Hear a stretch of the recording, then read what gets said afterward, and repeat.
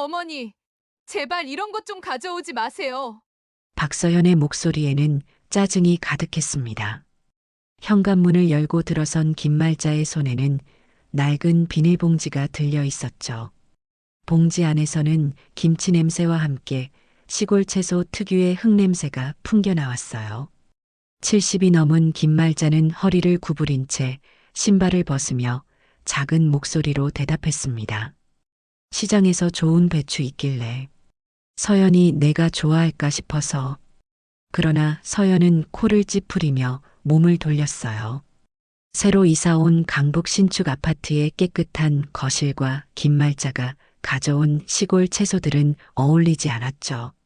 서연의 눈에는 그 모든 것이 지저분하게만 보였습니다.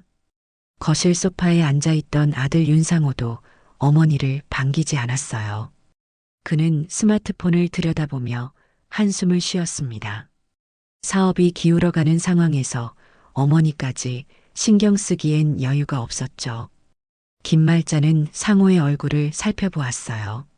아들의 얼굴에는 피로와 스트레스가 역력했습니다. 눈가에 깊게 패인 주름과 수척해진 볼을 보니 마음이 아팠죠. 김말자는 부엌으로 향하며 조심스럽게 김치통을 꺼냈습니다. 손수 담근 김치였지만 서연은 냉장고 문을 열어보더니 고개를 저었어요. 냉장고 안에는 이미 비싼 브랜드 김치와 각종 수입 식품들로 가득 차 있었습니다. 어머니, 저희는 백화점에서 사는 김치가 더 맛있어요. 그러니까 괜히 이것저것 하지 마시고 가만히 계세요. 서연의 말에 김말자의 얼굴이 순간 굳었지만 곧 쓴웃음을 지으며 고개를 끄덕였습니다. 90평생을 살아오면서 이런 말을 들을 줄은 몰랐죠. 특히 자신이 정성껏 키운 아들의 아내에게서 말이에요. 그녀는 서연의 얼굴을 바라보았습니다. 명품 화장품으로 곱게 치장한 얼굴이었지만 그 속에는 차가운 계산만이 있을 뿐이었죠. 상호가 소파에서 일어나며 짜증스럽게 말했습니다. 엄마, 요즘 회사 상황이 안 좋아서 스트레스가 많아요. 너무 자주 오시지 말고. 김말자는 가슴이 먹먹해졌어요. 아들이 어려울 때 도움이 되고 싶어서 온 것인데 오히려 부담스러워하는 모습에 마음이 아팠습니다. 그녀는 상호가 어렸을 때를 떠올렸죠. 아버지 없이 혼자 키우느라 얼마나 고생했는지 밤새 부업을 하며 학비를 마련했던 그 시절들이 주마등처럼 스쳐갔습니다. 그래, 그럼 앞으로는 덜 올게. 김말자는 작은 목소리로 대답했지만 가슴속 깊은 곳에서는 서러움이 밀려왔어요. 평생 아들만 바라보고 살아왔는데 이제는 그마저도 부담스러워하는 현실이 받아들이기 힘들었습니다. 서연은 김말자가 가져온 봉지를 쳐다보며 혀를 찼습니다. 이런 것들 가져와서 냉장고만 차지하고 정말 답답해요. 그녀는 거실로 돌아가며 상호에게 속삭였죠.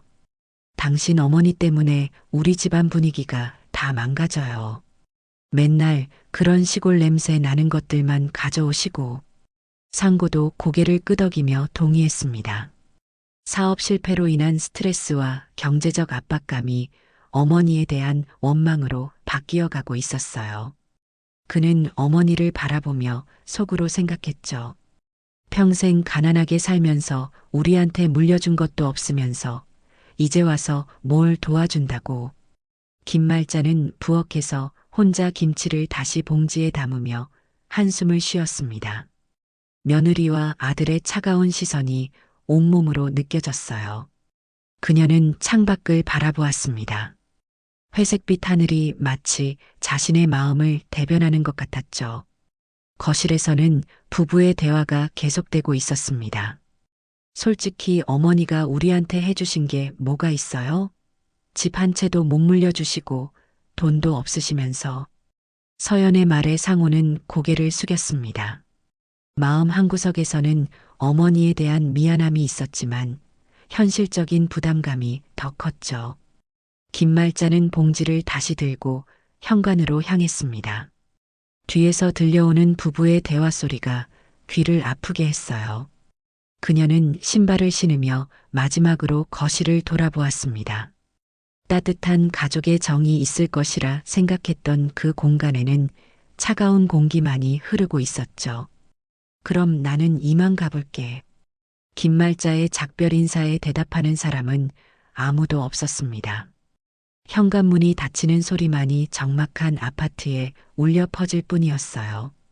김말자가 집을 나선 후 거실에는 무거운 침묵이 흘렀습니다.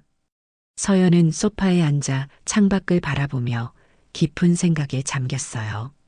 그녀의 머릿속에서는 이미 오래전부터 품어왔던 계획이 구체적인 형태를 갖추기 시작했습니다.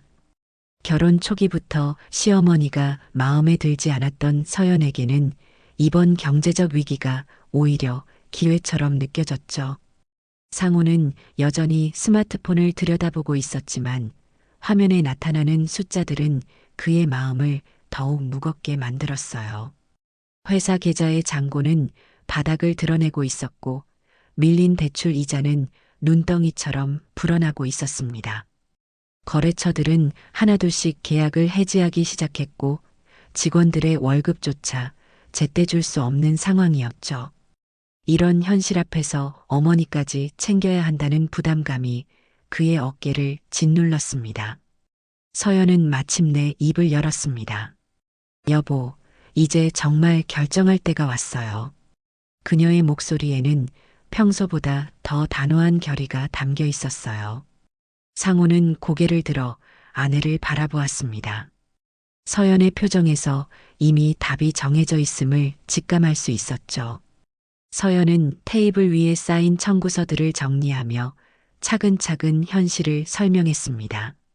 아파트 관리비만 월 30만 원, 대출 이자가 월 150만 원, 신용카드 결제 대금이 월 80만 원이었어요. 모든 지출 내역을 하나하나 따져가며 그들의 경제 상황이 얼마나 절망적인지를 보여주었습니다. 숫자들은 냉정했고 현실은 더욱 가혹했죠. 상호의 마음속에서는 복잡한 감정들이 뒤섞이고 있었어요. 어머니에 대한 최소한의 도리와 현실적인 부담감 사이에서 갈등했습니다. 그는 어렸을 때 어머니의 희생을 기억하고 있었지만 그 기억들마저도 현재의 경제적 압박 앞에서는 희미해져 갔죠.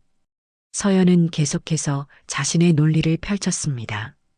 주변에서 들었던 다른 가정들의 이야기를 언급하며 비교했어요. 시어머니들이 아파트를 물려주고 결혼 자금을 지원하고 육아까지 도와주는 경우들을 하나하나 거론했습니다. 이런 이야기들을 들을 때마다 서연의 마음속에는 불공평함과 원망이 자리 잡았어요. 왜 자신만 이런 시어머니를 만났는지 운명을 탓하며 살아왔습니다. 상우는 아내의 말을 들으며 점점 더 어머니에 대한 원망이 커져갔어요. 사업 실패의 스트레스와 경제적 압박감이 모두 어머니 탓인 것처럼 느껴지기 시작했습니다. 평생 가난하게 살면서 자식에게 물려줄 것 하나 없는 부모에 대한 서운함이 분노로 바뀌어 갔죠. 서연의 목소리는 점점 더 날카로워졌습니다. 그녀는 김말자가 가져오는 모든 것들이 짐스럽고 부담스러웠어요. 정성이 담긴 음식이라기보다는 처치 곤란한 쓰레기처럼 여겨졌습니다. 매번 시장에서 사온 시든 채소들, 낡은 밑반찬통들, 그리고 촌스러운 포장들이 모두 자신의 품격을 떨어뜨리는 것 같았죠. 서연의 설득은 교묘했습니다. 마치 어머니를 위한 일인 것처럼 포장하면서 혼자 사시는 것이 오히려 자유롭고 편할 것이라고 주장했어요. 연금도 나오니까 충분히 혼자 살 수 있다는 논리로 상호의 죄책감을 희석시켜 나갔습니다. 상호는 고민에 빠졌어요. 경제적으로는 아내의 말이 맞았지만 도덕적으로는 찜찜한 구석이 있었습니다. 하지만 현실적인 부담감이 점점 더 커지면서 마음이 기울어갔죠. 어떻게 말씀드릴까? 직접 말하기보다는 분위기로 알려드리는 게 좋겠어요. 서연의 계획은 치밀했습니다. 노골적으로 쫓아내는 것보다는 분위기를 차갑게 만들어서 김말자가 스스로 떠나게 만들려는 것이었죠. 그날 저녁 김말자가 저녁 준비를 하러 왔을 때부터 집안 분위기가 달라졌어요.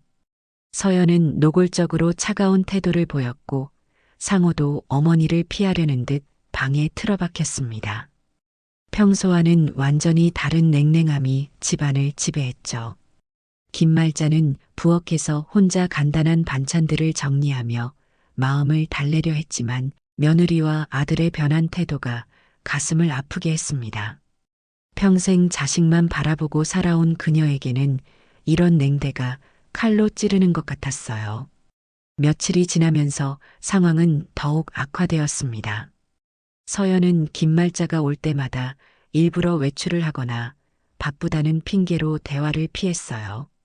상우 역시 어머니와 마주치는 것을 불편해하며 집에 있을 때면 방문을 잠그고 나오지 않았습니다. 김말자는 이런 변화를 느끼면서도 어떻게 해야 할지 몰랐습니다.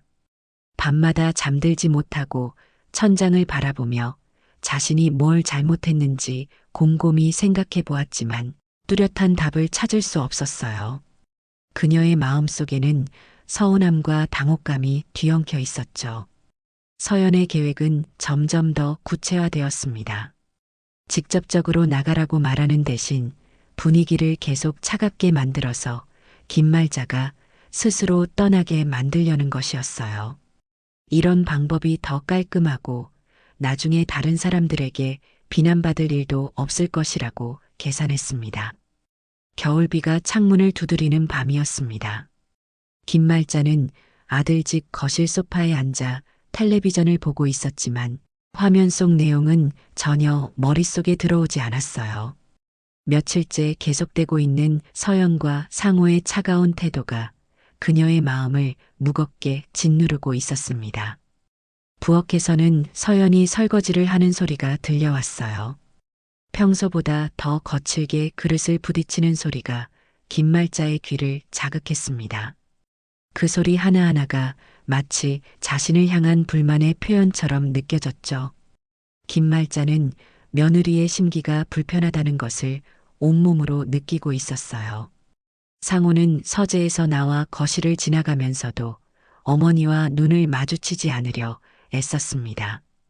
그의 얼굴에는 피로와 스트레스가 역력했지만 그보다도 어머니를 대하는 어색함이 더 크게 드러났어요. 김말자는 아들의 그런 모습을 보며 가슴이 답답해졌습니다. 평생 자신을 따르던 아들이 이렇게 피하는 모습이 낯설고 서러웠죠. 상호야, 잠깐 이야기 좀 하자. 김말자가 조심스럽게 말을 건네자 상호는 잠시 멈춰섰습니다. 하지만 곧 시계를 보는 척하며 고개를 저었어요. 그의 표정에는 명백한 회피 의도가 드러났습니다. 엄마, 내일 아침 일찍 나가야 해서요. 먼저 들어가서 쉴게요.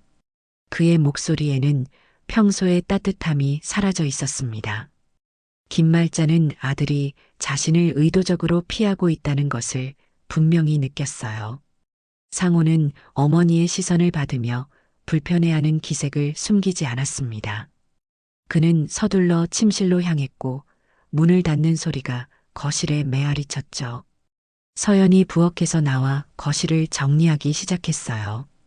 그녀는 김말자가 앉아있는 소파 주변을 청소하면서도 한마디 말을 건네지 않았습니다. 오히려 일부러 소음을 내는 것처럼 보였죠. 쿠션을 털고 테이블을 닦고 바닥을 쓸면서도 김말자를 완전히 투명인간 취급했습니다. 김말자는 서연의 행동을 지켜보며 마음이 더욱 무거워졌어요. 며느리의 모든 움직임에서 불쾌함과 거부감이 느껴졌습니다. 평소라면 함께 차라도 마시며 하루 있었던 일을 나누곤 했는데 지금은 그런 따뜻함을 전혀 찾아볼 수 없었죠. 김말자는 이런 분위기를 더 이상 견딜 수 없었어요. 그녀는 용기를 내어 서연에게 말을 걸어보았습니다.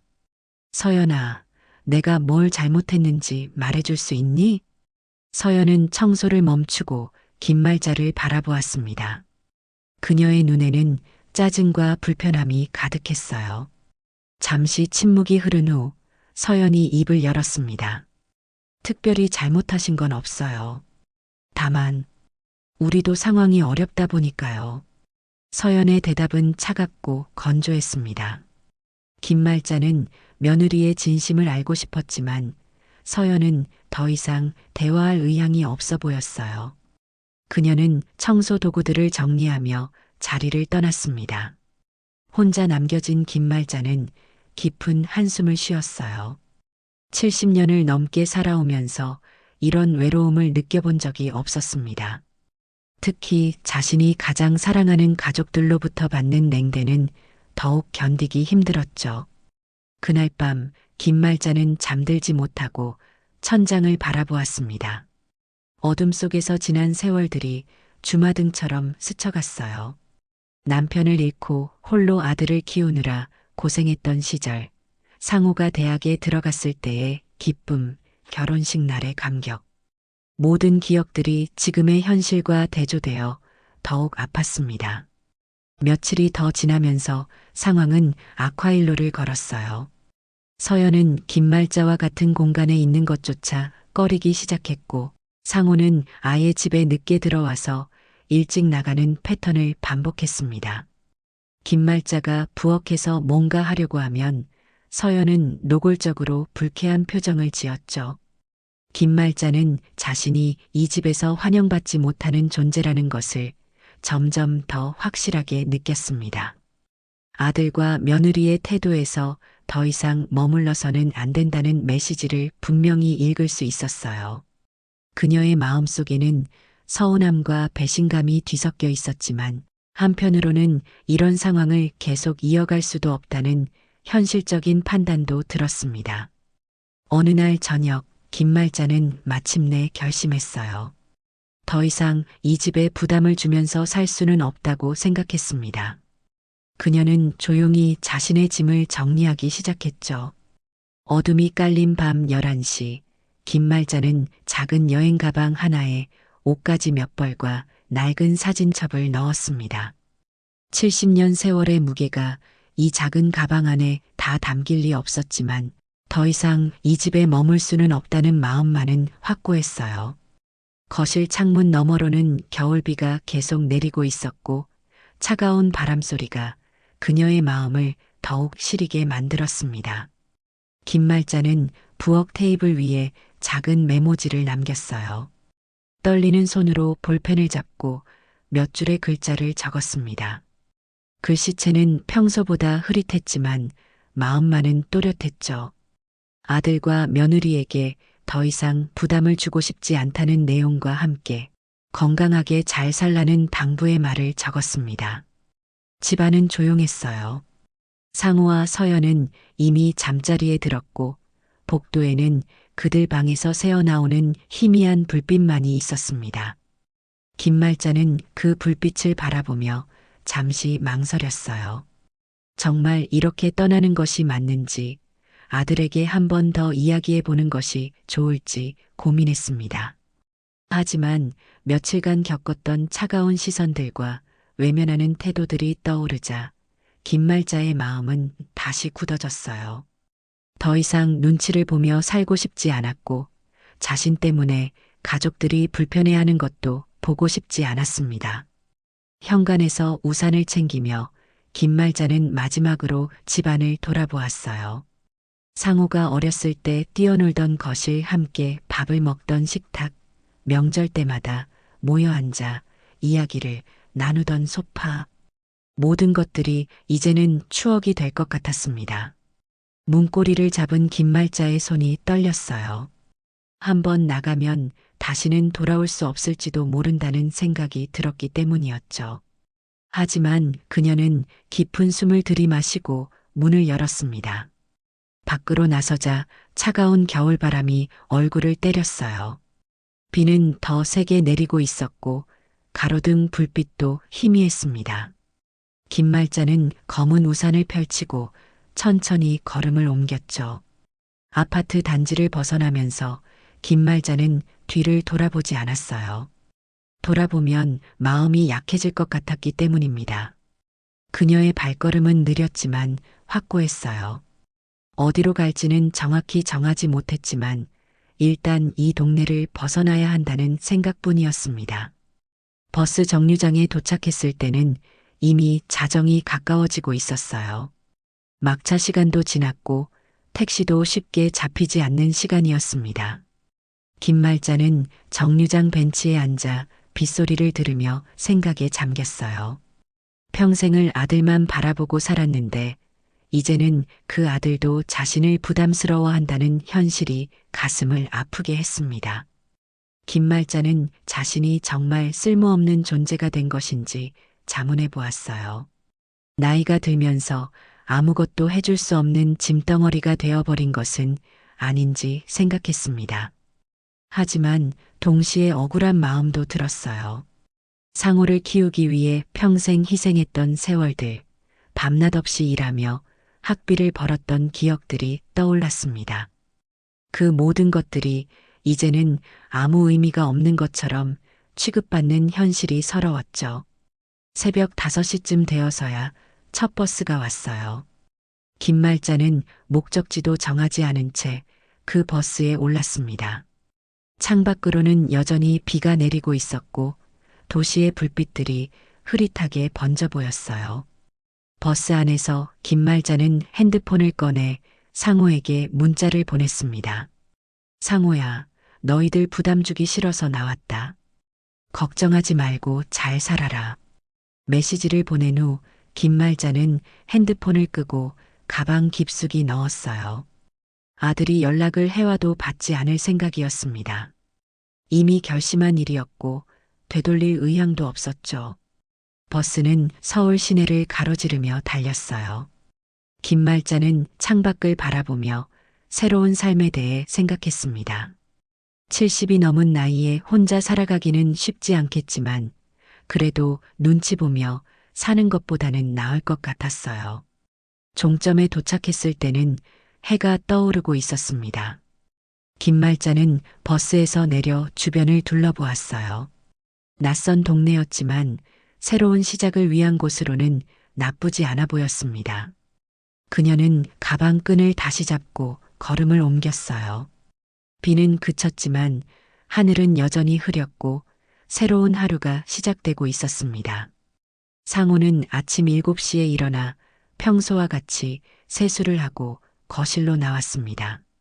어머니가 늘 앉아 계시던 소파가 비어 있는 것을 보고도 처음에는 별다른 생각을 하지 않았어요. 아마 일찍 일어나서 산책을 나가셨거나 시장에 다녀오고 계시는 것이라고 생각했죠. 부엌에서 커피를 내리던 서연도 마찬가지였습니다. 오히려 아침부터 시어머니 눈치를 보지 않아도 되니 마음이 한결 편했어요.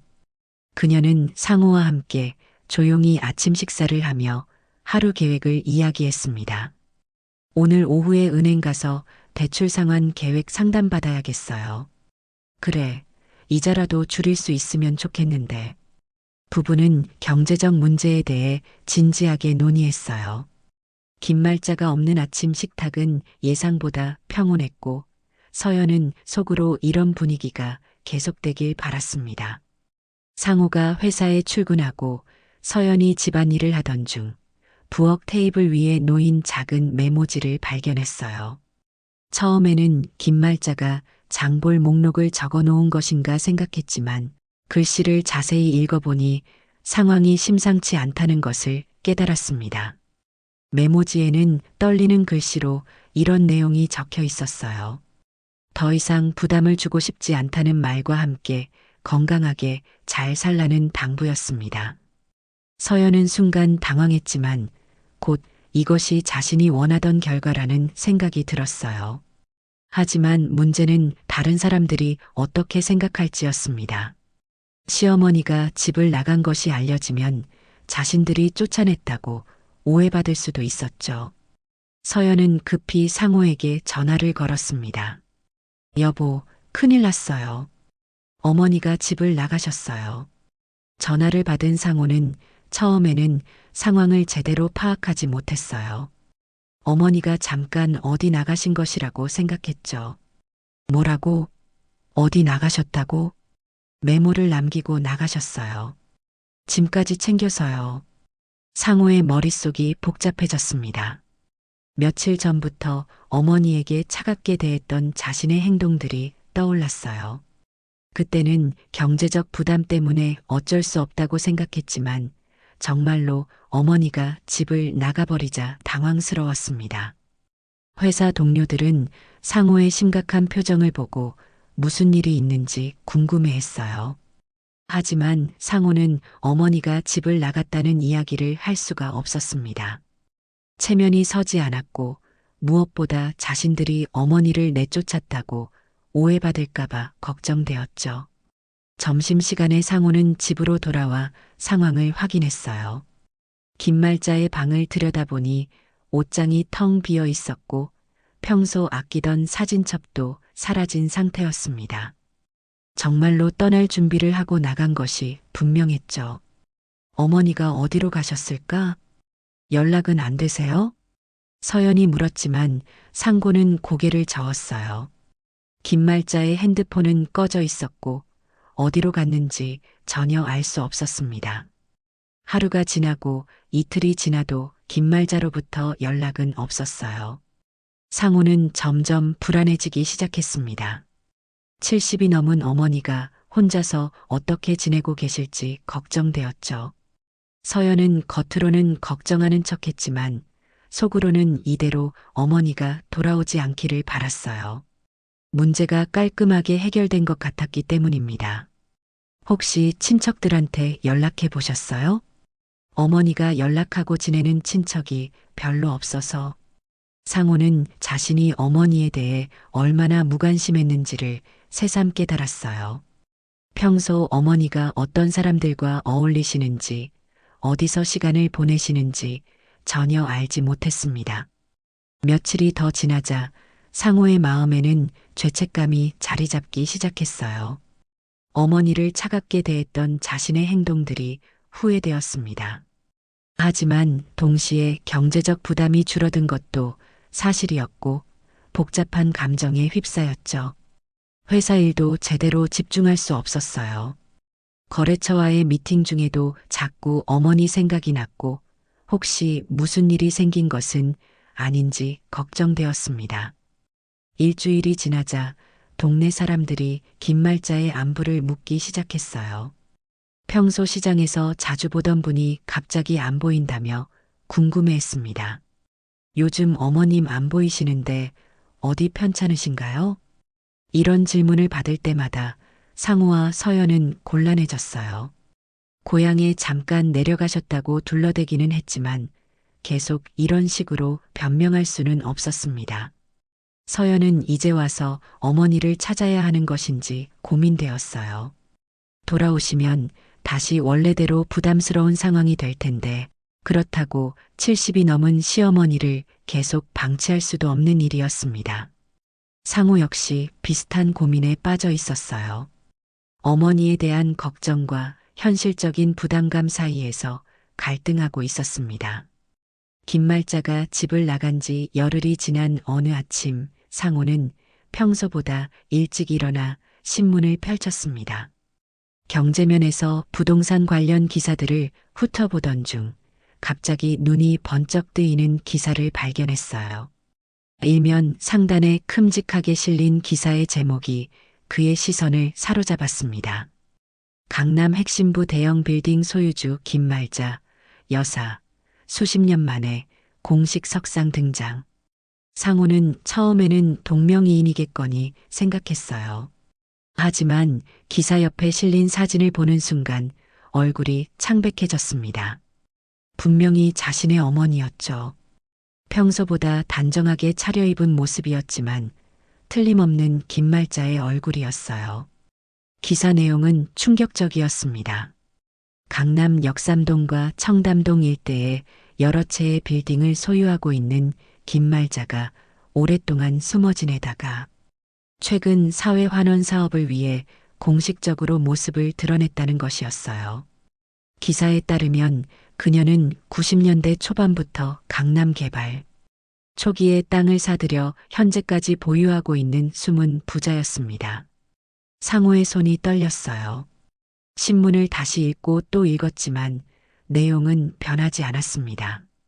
자신이 평생 가난하다고 생각했던 어머니가 실제로는 강남에 여러 채의 빌딩을 소유한 부자였다는 사실이 믿어지지 않았죠. 기사는 더욱 상세했어요. 김말자가 젊은 시절 남편과 사별한 후 아들 교육비를 벌기 위해 시작한 작은 사업이 성공하면서 부동산 투자에 나서게 되었다고 설명했습니다. 그녀는 90년대 강남 개발 붐이 일기 전에 미리 땅을 사두었고 그 땅들이 현재 수백억 원의 가치를 가지게 되었다는 것이었어요. 상호는 급히 서연을 깨웠습니다. 여보, 이거 봐. 어머니가 신문에 났어. 잠에서 깬 서연은 처음에는 무슨 소리인지 이해하지 못했어요. 하지만 신문을 보는 순간 그녀의 표정도 굳어졌습니다. 이게 정말 어머님이세요? 맞아. 분명히 우리 엄마야. 부부는 기사를 함께 읽으며 점점 더 충격에 빠져갔어요. 김말자가 소유한 부동산의 규모와 가치가 상상 이상이었기 때문입니다. 기사에 따르면 그녀의 재산은 수백억 원에 달한다고 추정되었어요. 서연의 머릿속은 복잡해졌습니다. 자신이 그토록 무시하고 내쫓으려 했던 시어머니가 실제로는 엄청난 부자였다는 사실이 받아들여지지 않았어요. 동시에 그 많은 재산을 상속받을 수 있다는 기대감이 솟아올랐습니다. 어머님이 왜 이런 사실을 숨기셨을까요? 모르겠어. 정말 모르겠어. 상우도 마찬가지로 혼란스러웠어요. 어머니가 왜 부자인 척하지 않고 검소하게 살아왔는지, 왜 자신들에게 이런 사실을 알리지 않았는지 이해할 수 없었습니다. 기사를 다시 읽어보니 더욱 놀라운 내용이 있었어요. 김말자가 이번에 공식 석상에 나타난 이유는 자신의 재산 대부분을 사회에 환원하겠다고 발표하기 위해서였다는 것입니다. 청소년 교육 지원과 독거노인 복지를 위한 재단을 설립할 계획이라고 명시되어 있었어요. 사회 환원이라고? 그럼 우리는? 서연의 목소리에는 당황과 불안이 섞여 있었습니다. 그 많은 재산이 자신들에게 상속되지 않을 수도 있다는 생각에 급해졌어요. 상호는 급히 어머니의 핸드폰으로 전화를 걸었지만 여전히 꺼져 있었어요. 기사에 나온 재단 사무실로 전화를 걸어봤지만 아직 업무 시간이 아니라며 받지 않았습니다. 어떻게 해야 하죠? 어머님을 찾아야 하는 거 아니에요? 서연은 이제 와서 급하게 김말자를 찾고 싶어 했어요. 며칠 전까지만 해도 돌아오지 않기를 바랐던 시어머니가 이제는 반드시 만나야 하는 존재가 되어버린 것이었죠. 상우도 마음이 급해졌습니다. 어머니에게 사과하고 다시 모셔와야 한다는 생각뿐이었어요. 그 많은 재산을 포기할 수는 없었기 때문입니다. 일단 회사는 못 가겠어. 어머니부터 찾아야겠어. 하지만 어디서부터 찾아야 할지도 막막했어요. 김말자가 어디에 계시는지, 어떻게 연락을 취할 수 있는지 전혀 알 수 없었습니다. 기사를 통해 알게 된 사실들이 하나씩 머릿속에서 정리되면서 상우와 서연은 자신들이 얼마나 큰 실수를 했는지 깨닫기 시작했어요. 평생 자신들을 위해 희생하신 어머니를 매정하게 대했을 뿐만 아니라 엄청난 재산까지 놓칠 위기에 처한 것이었습니다. 서연은 거울을 보며 화장을 고치기 시작했어요. 일단 어머님 재단 사무실부터 가봐요. 거기서 연락처라도 알 수 있을 거예요. 두 사람은 서둘러 집을 나섰습니다. 어머니를 찾아 용서를 구하고 무엇보다 그 재산을 지켜내기 위해서였어요. 하지만 그들이 놓치고 있는 것은 이미 김말자의 마음속에서 아들과 며느리에 대한 실망과 분노가 돌이킬 수 없을 만큼 커져 있다는 사실이었습니다. 강남 한복판에 위치한 고급 호텔 로비는 기자들과 카메라맨들로 북적였습니다. 김말자의 기자회견 소식이 알려지면서 각종 언론사들이 몰려들었어요. 그녀가 소유한 부동산의 규모와 사회 환원 계획에 대한 관심이 뜨거웠기 때문입니다. 상우와 서연은 호텔 입구에서 발걸음을 멈췄어요. 평소 어머니의 모습과는 전혀 다른 화려한 분위기에 압도당했습니다. 정장을 차려입고 온 기자들과 방송 장비들을 보니 상황의 심각성을 실감할 수 있었죠. 호텔 직원들은 출입을 통제하고 있었어요. 기자회견에 참석할 수 있는 사람들만 출입이 허가되었고 상우와 서연은 들어갈 수 없었습니다. 그들은 로비 한쪽에서 상황을 지켜보며 어머니가 나타나기를 기다렸어요. 오후 2시 정각 김말자가 모습을 드러냈습니다. 평소 시장에서 보던 소박한 차림과는 달리 고급스러운 한복을 입고 단정하게 머리를 올린 모습이었어요. 그녀의 표정은 차분했고 눈빛에는 확고한 의지가 담겨 있었습니다. 상우는 어머니의 변한 모습에 충격을 받았어요. 평생 보아온 소심하고 조용한 어머니가 아니라 당당하고 위험 있는 모습이었습니다. 그제야 어머니가 정말로 엄청난 부를 가진 사람이라는 것이 실감났죠. 김말자는 단상에 올라 마이크 앞에 섰습니다. 기자들의 플래시가 터지고 카메라들이 그녀를 향해 돌아갔어요. 그녀는 잠시 숨을 고르고 입을 열었습니다. 안녕하십니까? 김말자입니다. 그녀의 목소리는 떨리지 않았어요. 오히려 평소보다 더 또렷하고 단호했습니다. 오늘 이 자리에 선 이유는 여러분께 말씀드릴 것이 있어서입니다. 김말자는 자신이 왜 지금까지 숨어서 살아왔는지, 그리고 왜 이제 와서 공개적으로 나서게 되었는지를 설명했어요. 아들을 위해 모든 것을 희생했지만 결국 자신은 버려진 존재가 되었다고 담담하게 말했습니다. 상우와 서연은 어머니의 말을 들으며 점점 더 불안해졌어요. 김말자의 어조에서 자신들에 대한 실망과 분노가 느껴졌기 때문입니다. 저는 평생 가족만을 위해 살아왔습니다. 하지만 이제는 더 넓은 세상을 위해 살고 싶습니다. 김말자는 자신의 재산 대부분을 청소년 교육 지원과 독거노인 복지를 위해 사용하겠다고 발표했어요. 구체적인 계획과 함께 재단 설립에 대한 의지를 밝혔습니다. 기자 중 한 명이 질문을 던졌어요. 가족분들은 이 결정에 대해 어떻게 생각하십니까? 김말자는 잠시 침묵했다가 대답했습니다. 가족은 없습니다. 이 한마디에 상우와 서연은 충격을 받았어요. 어머니가 자신들을 가족으로 인정하지 않는다는 뜻으로 들렸기 때문입니다. 혈연 관계에 있는 사람은 있지만 가족이라고 부를 수 있는 관계는 아닙니다. 김말자의 말은 계속되었습니다. 진정한 가족이란 서로를 아끼고 보살피는 관계이지 단순히 피를 나눈 관계가 아니라고 설명했어요. 상우는 어머니의 말을 들으며 가슴이 아팠습니다. 자신들이 어머니를 얼마나 상처 주었는지를 뒤늦게 깨달았어요. 하지만 동시에 그 많은 재산이 자신들과 무관해질 수도 있다는 두려움이 더 컸습니다. 서연은 어떻게든 어머니와 대화할 기회를 만들어야 한다고 생각했어요. 이대로 두면 정말로 모든 재산을 잃을 수도 있었기 때문입니다. 기자회견이 끝나자 김말자는 기자들의 질문에 몇 가지 더 답변한 후 자리를 떴어요. 상우와 서연은 그녀를 쫓아가려 했지만 보안 요원들이 막아섰습니다. 어머니, 어머니. 상우가 소리쳤지만 김말자는 돌아보지 않았어요. 그녀는 엘리베이터에 타고 사라졌습니다.